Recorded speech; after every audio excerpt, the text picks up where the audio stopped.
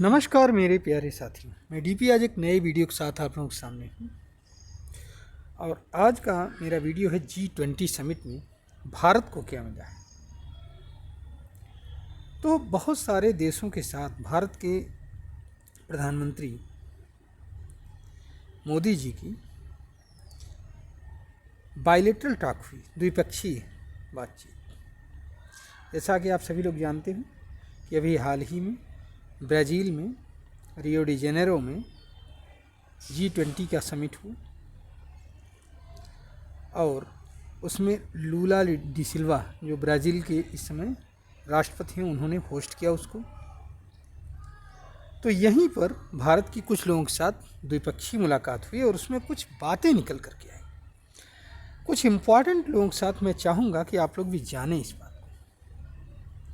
पहला जैसे इसमें आया है कीथ स्टारमर के साथ जो कि ब्रिटेन के प्राइम मिनिस्टर हैं, उनके साथ जो बात हुई उसमें FTA पर चर्चा की गई, फ्री ट्रेड एग्रीमेंट। हालांकि ये FTA पर चर्चा ऋषि सुनाक साहब करना चाहते थे लेकिन वो कर नहीं पाए थे। साथ ही साथ इसमें एजुकेशन पर भी चर्चा हुई कि भारत जो है और कौन सी कंट्री है जिनके साथ कनाडा से चूँकि हटाए जा रहे हैं लोग और बहुत सारे भारतीय विदेशों में जाकर के पढ़ने की इच्छुक हैं, तो भारत उन सभी यूरोपीय देशों को चूज कर रहा है जहाँ जहाँ वो अपने स्टूडेंट्स को भेज सकता है। तो इसमें पहला नाम आता है कीथ स्टारमर।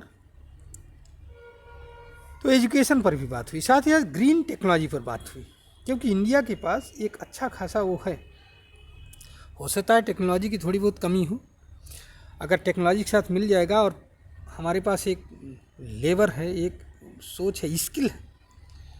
हाँ, जैसा कि दुनिया का सबसे बड़ा सोलर पावर प्लांट कहाँ है? गुजरात में लगा हुआ, अडानी जी ने लगाए हैं। तो इस पर बात हुई।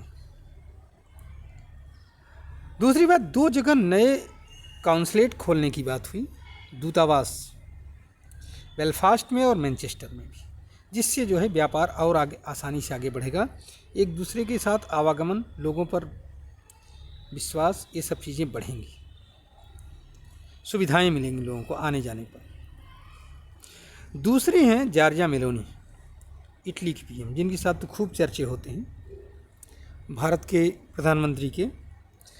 इनके साथ बातचीत हुई IMEEC पर, India middle east Europe economic corridor, जो कि मुंबई से होता हुआ ग्रीस तक जाएगा। अब यहाँ पर हम लोग ये जान लें कि IMEEC में एशिया, पर्शियन गल्फ और Europe, India, UAE, Saudi Arabia, Israel और ग्रीस ये शामिल है। 9 सितंबर 2023 को इसका गठन किया गया है। इसके फाउंडर मेंबर में India, USA, Saudi Arabia, UAE, European union, France, Germany और इटली ये सब शामिल है। इसकी लोकेशन जो जाएगी वो India, UAE, Saudi Arabia, Jordan, Israel और यूरोपियन यूनियन ग्रीस तक जाएगी, फिर वहाँ से यूरोप में पहुँच जाएगा।